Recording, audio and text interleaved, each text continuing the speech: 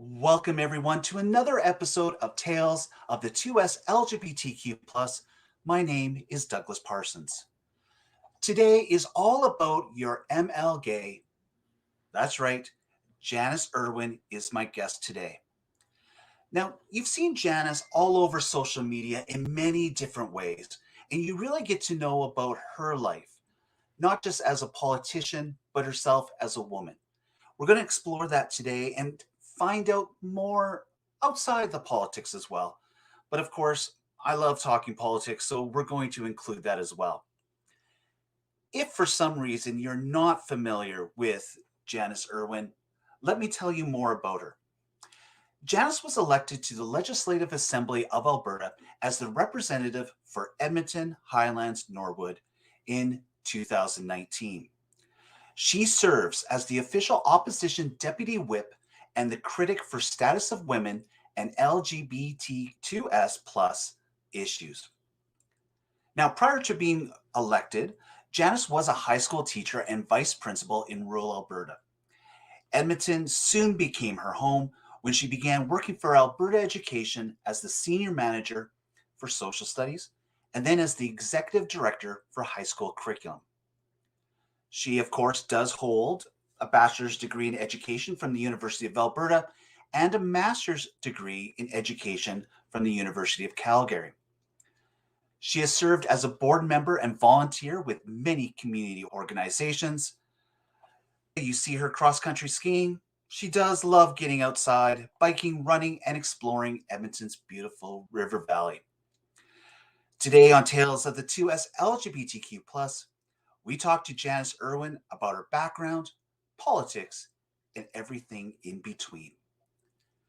Now, before I bring Janice to your screen and or your listening ears, Tales of the 2S LGBTQ+ is a weekly audio and video podcast that showcases the remarkable people found within our rainbow community.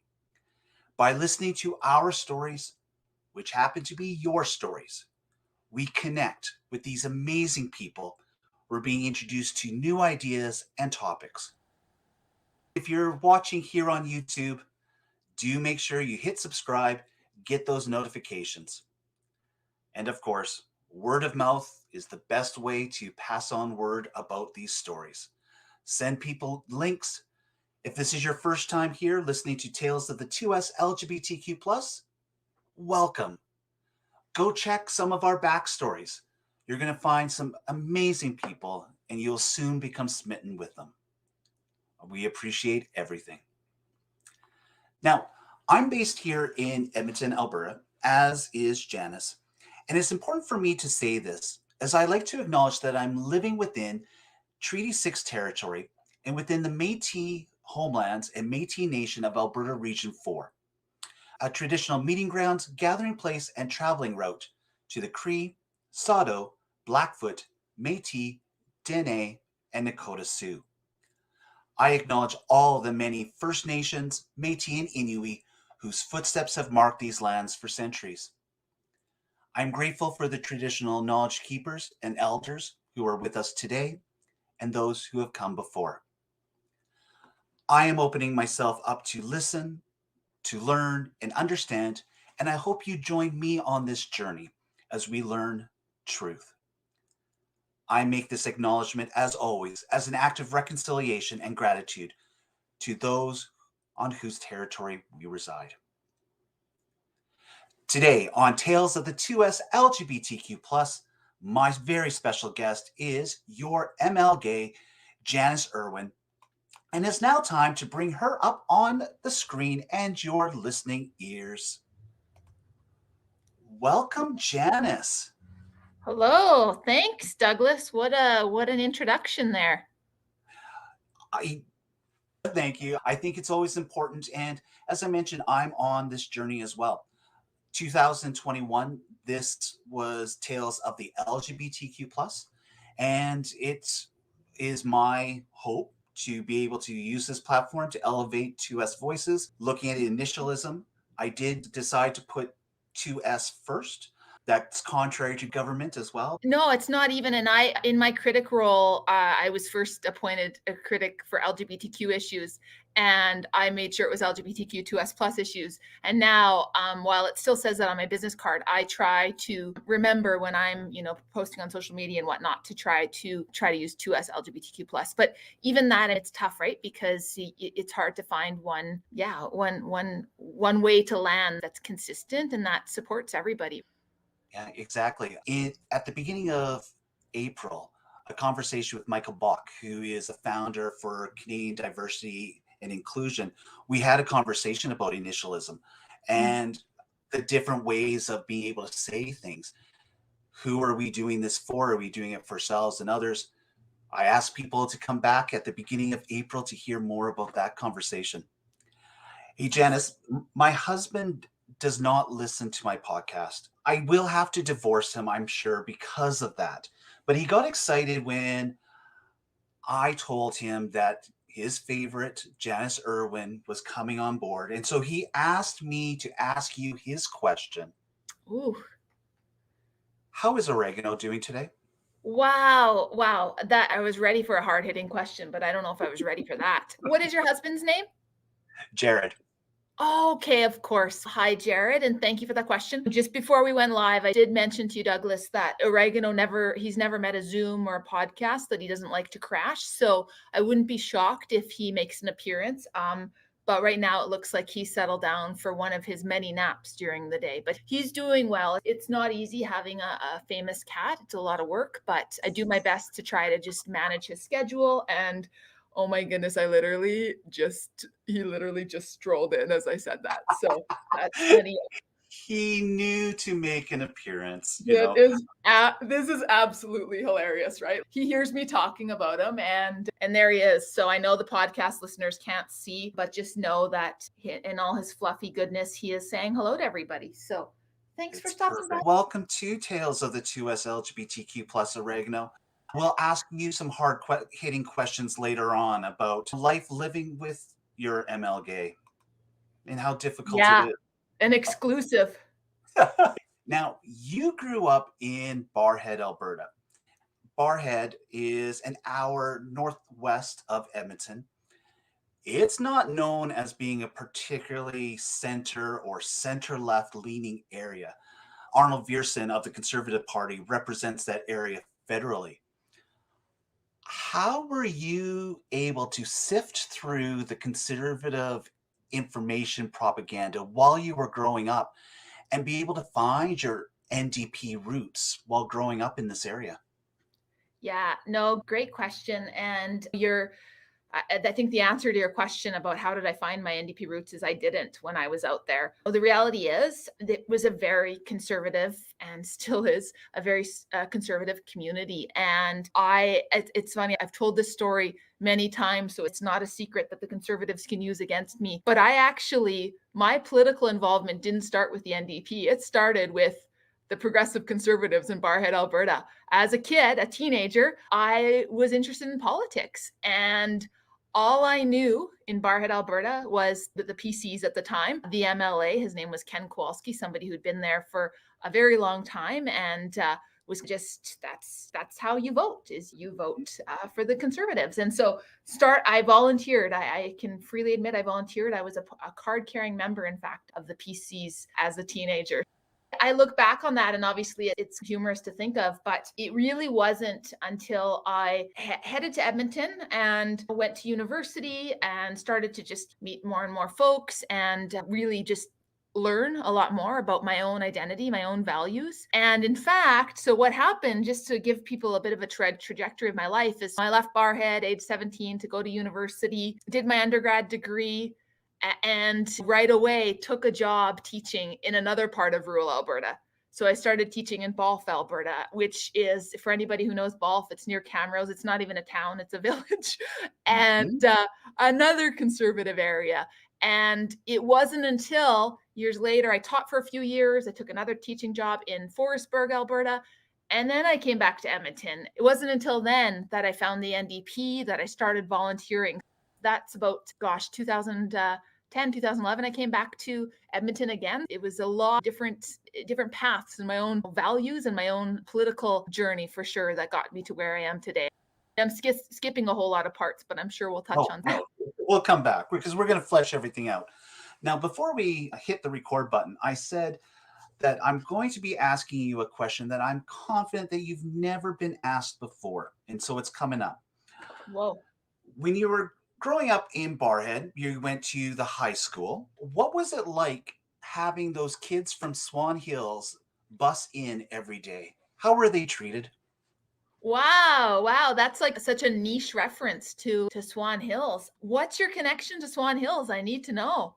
I taught junior high and high school in Swan Hills between 1998 and 2000. And so I was there right at the beginning of the high school that was created at that time. And my 2 years there was spent with, do the students go to Barrhead or do they stay here at home in Swan Hills? And so that's how I learned all about it. So yeah, so how were those kids treated? Wow. Fun fact. So I graduated high school in 2002. I think some of those kids were probably staying in Swan Hills because I have to say, I don't know a ton of, I know a couple of kids definitely came from Swan Hills. It was more from some of the other, like Fort Assiniboine, obviously like Nearlandia was a big one, the Dutch community near Barrhead, but no, I don't recall as many Swan Hills kids. But fun fact, my dad actually worked north of Swan Hills for 40 years and I spent the first 2 years of my life in Swan Hills and I would have been born. I would have been born there, but they didn't have a hospital yet when I was born. Yeah, my family lived there obviously before me for a number of years. And my dad actually still lives north of Fort Assiniboine between Barrhead and Swan Hills near a place called Topland. So Oh yeah, okay. I know where you are there when you're making these references. yeah. Uh, for people who are listening, Swan Hills is like the highest elevation village in Alberta. Approximately 1,000 people, mostly male, who do live there because of the work that has to be done. Yeah, we're gonna have to talk because in 1998, then you would have been in about grade 8. That's right. Yep. Okay, we may have to name drop some people, including the ones that drove me crazy when they were in grade 8, who went to high school in Barrhead, but we'll do that later. Oh, yeah. We'll do that later because I probably know some of them. So Yes, or you have conveniently blocked it from your memory. Because of your background in education, I really want to touch base on that, both outside of cameras that you made mention of, going to Forestburg. So, how did these experiences as an educator help shape the person who is Janice Irwin today?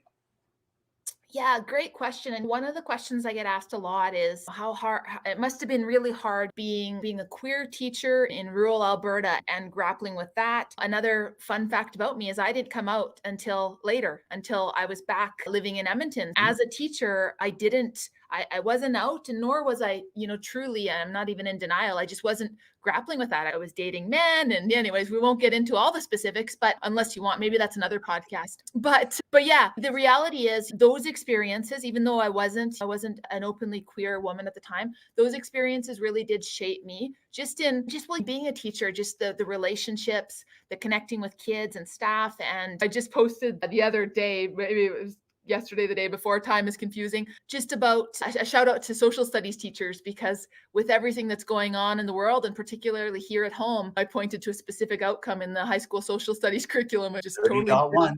totally nerding out there. Exactly. And just pointing out, oh, look at Trudeau's use of the Emergencies Act is exactly outcome 3.8, which, is, like I said, pretty niche comment, but those are the things I certainly miss. People say, oh, do you miss teaching? Of course, just like with any job, there's things you don't miss, but there's certainly things I do miss. And I love teaching social studies and I loved connecting with kids. Yeah. Does that answer it? I could go on about this. Oh, yeah, so can I. And the one thing that I know many people hate is teacher talk. When teachers get together and they talk, is there's a special language that we talk when we get together.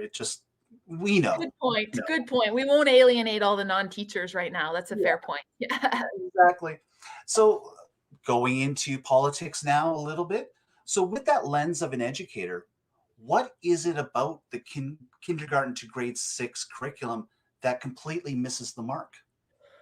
Oh gosh, Douglas, how much time do you have? Yeah, so just for a little bit of context, not quite teacher talk, but more government curriculum talk. So when I did come back to Edmonton after being a vice principal in rural Alberta, the plan was for me to, I can't just answer your question as a politician, I have to ramble on. The plan was I took a job, which was supposed to be what it would be is I'd be working on the social studies curriculum. And in 3 years, I would go back to rural Alberta, go back to my school division. Didn't quite happen. I ended up taking on a permanent job. And so I was immersed in social studies curriculum, mostly high school. And then I took on high school social studies, and then I took on high school broadly. But we were starting to do the work of looking at the elementary curriculum, because of course the NDP launched curriculum development in a phased approach, looking at K-4 at that point. Anyways, all that to say, this is a topic I'm very passionate about. And I was so proud when we were in government. I say we, I was obviously not a part, I was not an MLA at the time, but I was working in government. Just so proud of the fact that it was an evidence-based approach, bringing in the research, bringing in just jurisdictional scans about best practices here in Canada and around the world when it comes to curriculum development. And the curriculum documents that we were working on were based on consultation with tens of thousands of folks, of stakeholders, parents, kids, curriculum experts, and on a foundation of multiple perspectives and ensuring what's most important. This, Douglas, teachers know this, most Albertans hopefully know this. Kids need to see themselves in curriculum. And those curriculum documents that we have in front of us right now from the UCP, kids don't, right? It's a Eurocentric approach to particularly social studies that minimizes the experience of racialized folks, as an example. So there's a lot of very troubling elements to these curriculum drafts, which is why so many of us, so many Albertans have said, scrap the draft. This isn't the way forward. And so in that vein then, what ways can the 2S LGBTQ plus community be highlighted in the curriculum at these early ages? Yeah, and of course I will and continue to get that I'm just a queer MLA who's trying to turn all the kids gay, with the caveat there that it's not just about queer and trans perspectives. That's certainly one piece. Is in my graduate work, in fact, I started to unpack what it means to have multiple perspectives in social studies. And of course, people who know the current social studies curriculum know that it was pretty revolutionary, highlighting Francophone and Indigenous perspectives in particular. And so I started to unpack what could an expansion of multiple perspectives look like. Newcomer perspectives, LGBTQ2S plus perspectives, right? The list goes on. And I was proud of the fact that we were starting to do that. So it would be, of course, about incorporating LGBTQ2S plus perspectives, but it's also about conversations about identity. And you start in the current curriculum in kindergarten. You talk about belonging, you talk about identity, right? So it's not about necessarily talking about trans rights to kindergarten kids. No, not at all. But at age appropriate levels, talking about what it means, what identity means.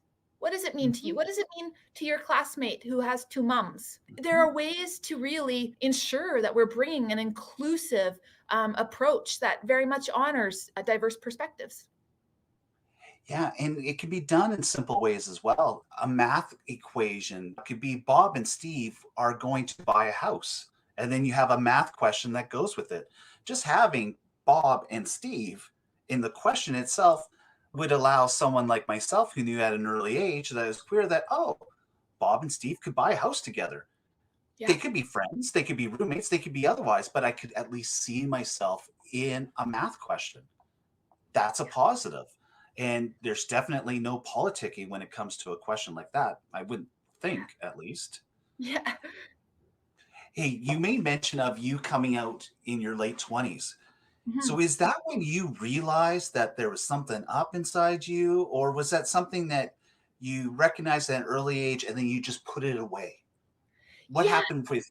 No, and it's a good question, Douglas. And I will try not to turn this into a therapy session, cheaper than my therapist.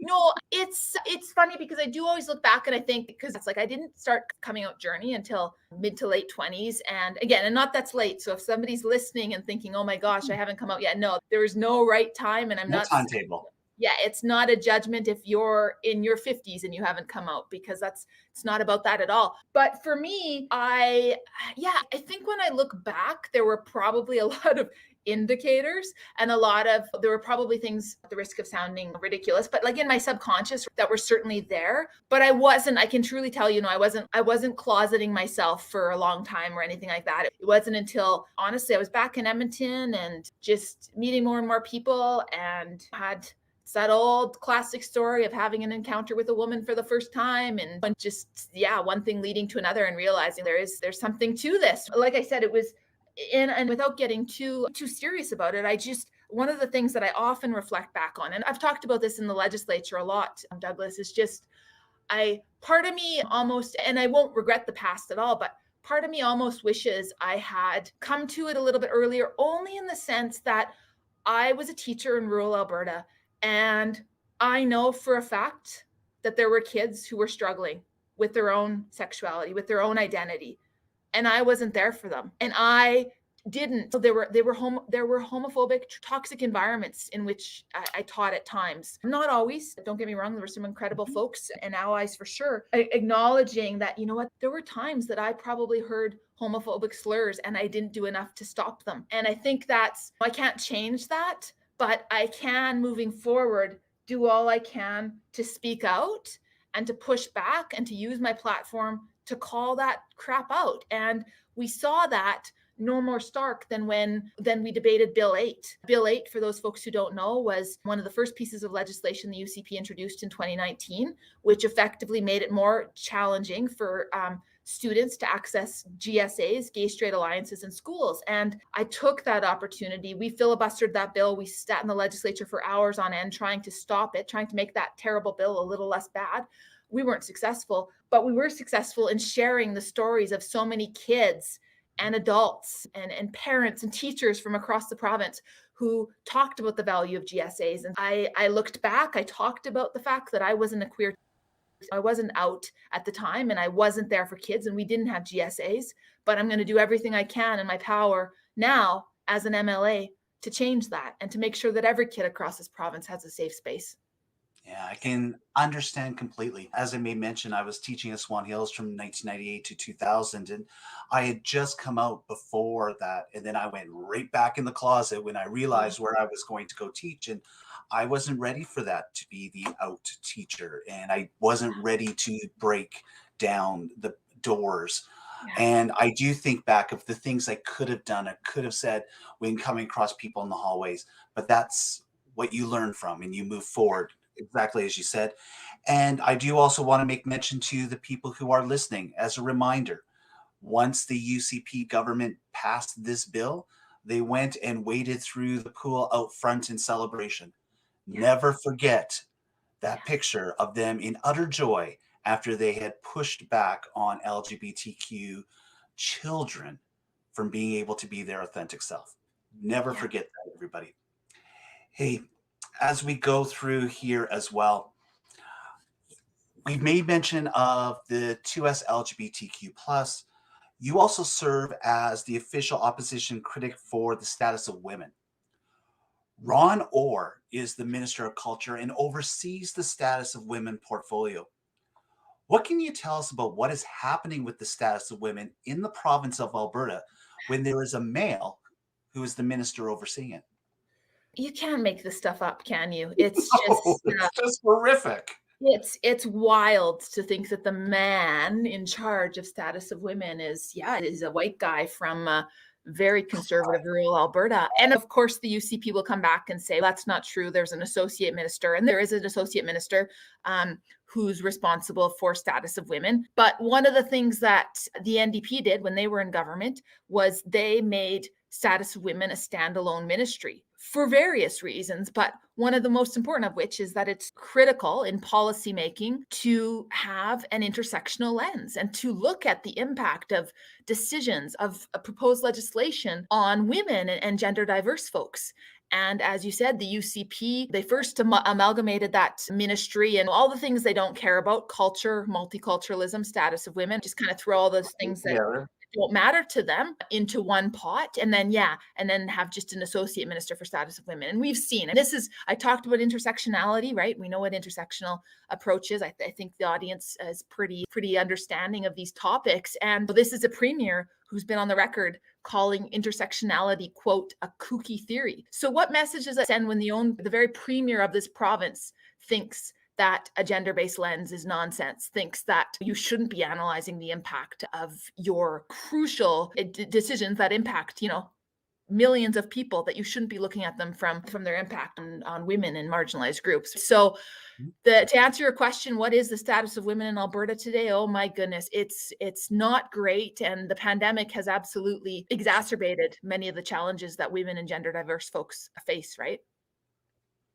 Yeah, absolutely. And statistics and facts have shown women have been pushed back because of the COVID pandemic. And okay, that's another topic. That's a big, long topic.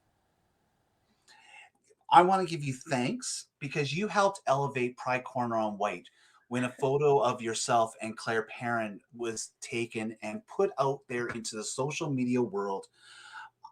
Not just the picture I want to thank you for, but also taking the brunt of criticism, people going against with what we are doing out there. Yes, it's a role that you play as an MLA, but how are you able to separate yourself from these voices who are speaking hate in your private messages, emails, etc.? How are you able to separate and rise above it? Yeah, great question. And first of all, I just got to give the hugest props to Claire and to you and Erica. Oh gosh, I don't want to name people because I'll miss people, but just the entire Pride Corner team. Like, yeah, I love it so much. And I'm always apologetic that I don't get down there more often than I'd like. North Sider, it's hard to get all the way to White Ave, right? It's not easy. I got to represent 118, so I can't just spend all my time on White. No, I'm just kidding. I'm just too busy half the time. But yeah, I just huge props to all of you involved, and it's just become such a magical thing. And it was so funny because I posted that photo. When was it? Like last summer, I think August or something like that. And like people were like hearing about Pride Corner for the first time, and all these trolls of course came out, and I was like, folks, I've been there before. Like we had a big dance party the summer previous. I remember there was like a TikTok I filmed, and I'm like, where have you all been? You're just learning about this now? Hey, I was happy to spread the word about the great work, but you saw from that, yeah, there were so much hate and so many gross messages, and Janice was picking on Christians and blah blah blah, and I was like, heck no. Like, let me point you to countless Christians who are so supportive of our community, and their Jesus is not a hateful one. And so first of all, yeah, absolutely not. And then secondly, some of the positives that came out of that, I remember I shared not long after that post from a young person who was grappling with her own identity. And her message, I was like a year ago now, but so I won't totally remember it, but her message was something to the effect of seeing you and seeing people like that, open and visible and unafraid. I'm making up exactly what it said, but just the point being, like, that kind of work matters. Being visible matters. And if one person saw that post, saw Pride Corner, realized that there are people who are fighting for their city to be safer for them, then kudos. And we do, like, to answer your question, of course I get a lot of hate and I get a lot of crap, but you nailed it. I'm a politician and I have a platform. I'm very fortunate to have a big social media platform. So I want to use it. Let's talk about privilege, right? I am a white cisgender woman with a whole lot of privilege. I can mostly walk through this city fairly freely, right?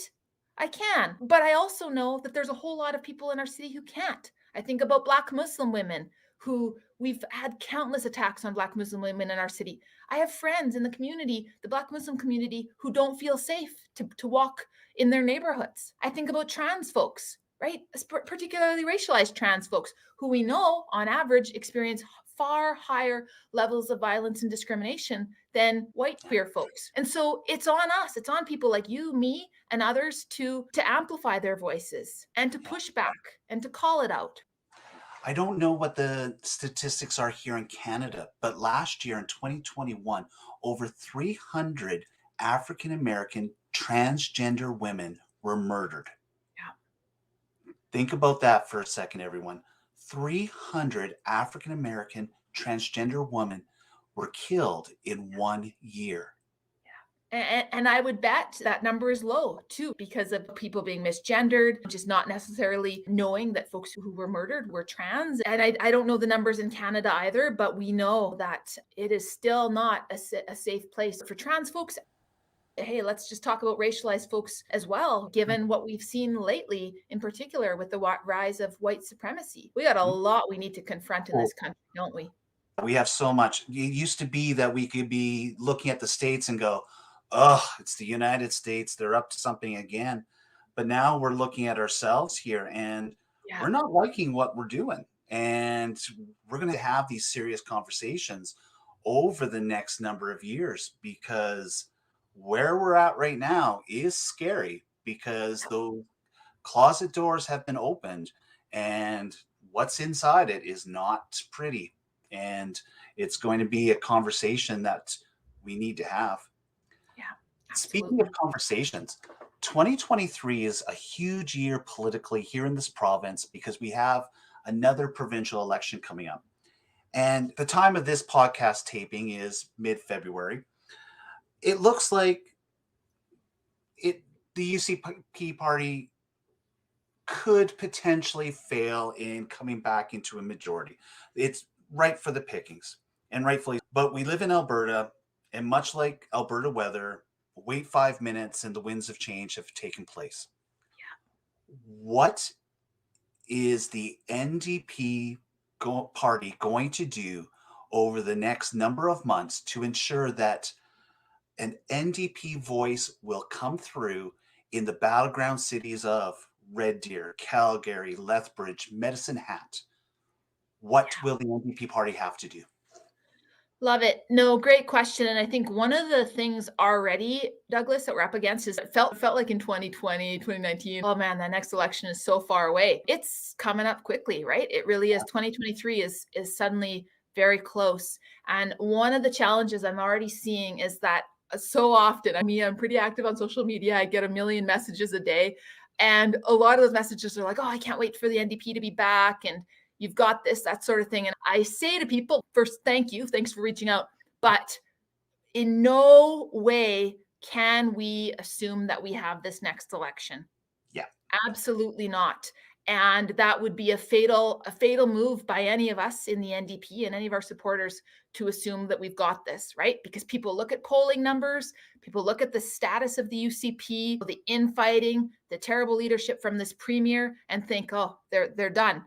No, like you No. said, politics is a fickle beast, and we've got a lot of work ahead of us if we are going to form government in 2023. And so, to answer your question, what does that look like? How is the NDP going to be in a position so that they do form government? And a couple of things. But the main thing that I want to really reinforce is that most people know how bad this UCP government have been. They know that Jason Kenney has been a poor leader. But I hear from people all the time that we don't need to just be talking about how awful Jason Kenney and the UCP are. Certainly there's room for us to remind folks because, hey, listen, I'm immersed in this every day. And there are things all the time that I forget about. Oh, yeah, remember when they did that? And remember when they did this, right? So absolutely, we need to continue to remind folks. But more important than that, more important than focusing on the UCP is offering a vision, right? People want us to be in opposition. They want us to be oppositional, but they want us to be propositional. And it's on us, it's on Rachel Notley, our entire Alberta NDP team, to present a hopeful, positive vision for Albertans. And so we're doing the work now to frame what that vision is, what that platform is going to be. And we build that by talking with people, right? By hearing from Albertans all over this province. What are the key issues that matter to you? What do you want to see from an NDP government? How can we make these things a reality? And it's not going to come from on high. It's going to come from listening. And I'm proud of the work we've done. We've done a lot of consultations through Alberta's Future because, of course, a lot of these conversations focus on the economy and what does a healthy economy look like that leaves no one behind. And then there's been so many other issues that have really been top of mind for Albertans. Healthcare. So focusing back on a strong publicly funded healthcare system. Education, right? Strengthening our education system, supporting teachers and education workers, making sure that students are safe and cared for in our schools.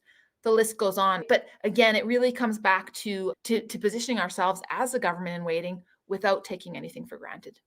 Amen on that. And I'm glad to hear that, because my worry is that it will just be, well, Jason Kenney did that, Jason Kenney did this, because there is the threat that a Brian Jean will become leader and people simply will go, oh, this is who we want instead. And we're just going to elect him, even though all the same people are still in place. And I will never understand the fact that only certain people are ministers. We have a minister of justice who gets put away for a while, and it's another minister who takes over because an energy minister now in charge of justice. Boy, there can't be a conflict of interest there. Good Lord, never, ever. Hey, Janice, you're a busy woman, and so I thank you for your time today. The age of 15 was an important year for myself because that's when I realized about myself. There were family issues going on at that point. It was a time of my life when things opened up in good and bad ways. I realized I was a magical self. Nice. If you had the opportunity to sit on a park bench beside a 15-year-old Janice Irwin, what would you say to her? Wow. Love it. Gosh, Douglas, let me think on this. I think like I have to always acknowledge my privilege, and I did truly have a pretty privileged upbringing. I know there were tough times, and I know there were a lot of things at the time that maybe didn't make sense. And of course, it wasn't until later that I truly grappled with my own identity and sexuality. But it was probably not 15-year-old Janice that would have needed the talking to or the sit down. I think for me, it was probably more 25-year-old Janice, where I'm starting to grapple with things. And I've talked about mental health before, my own struggles with mental health. And that's something for me that's just really hits close to home. And I know in my 20s, there were some really, really tough times. And so I think to just look back at 25-year-old Janice, perhaps, and say that things might not make sense right now. And you might be struggling with a lot at the moment, but I promise you, might take a few more years, but it will all make sense, and that you'll be living your best life in Edmonton with your cat and with a supportive network of people all around you. Yeah, I had to flip your question a little bit there because for me, I think that's the Janice that would have needed those words of advice. That's wonderful. It's perfect. As I made mention, we're taping this episode middle of February for a release in middle of March. Right around the date of release is International Women's Day. Why is International Women's Day so needed this year? Oh goodness, yeah, no, a really good point. March 8th is International Women's Day, and every year I try to mark that when I am in the legislature, try to ask the government a question about it, try to at least make a statement. Because as we've seen, particularly over the last 2 years, the COVID pandemic has truly had an impact on women and on gender diverse folks. And it's on us. I still remember, Douglas, one of the first times I raised the issue of women in the economic recovery. It was right when the pandemic was starting. I think it was around April 2020. And we knew already that this was going to have impacts on women, given that women still tend to be primary caregivers, the impact on women re-entering the workforce, all those things. So we asked about that. And I remember this UCP government mocking us, laughing at us. And so this is what we're up against. We've got a government that continues at every turn to marginalize women. In their last budget address, they didn't mention women once. We've got a budget coming up here in the next little while. We'll be paying attention to that. We'll be paying attention to whose voices this government amplifies and where they choose to provide funding. And so for us, International Women's Day is an opportunity to just continue to raise these issues, to fight for women, not just women like me, white cisgender women, racialized women who, again, we know, especially racialized women working in low-paying jobs who've been very disproportionately impacted by this pandemic. Yeah. And so use it as an opportunity to highlight the issues and to fight for change. Thank you for this. You're running away, I know, but I appreciate that you've given me so much time today, and I greatly appreciate. There is a reason why you are the ML gay, and you are loved. So, everyone, do seek out information about Janice a couple of different ways. janisirwin.albertandp.ca. You can also learn more from the Alberta NDP caucus.ca. And in there, you can check out your MLAs. That would be Janis Irwin. Truthfully, everyone, find her on the social medias. You're going to learn everything about her there. and about oregano. And oregano, I just have to say meow, meow, meow, and meow. He loved that, and he says meow back. Much meows, he says. So Perfect. Excellent. And the other one's just sleeping. We're okay. Thank you again, Janice. On behalf of Janice Irwin, my name is Douglas Parsons. You've been listening to Tales of the 2S LGBTQ+.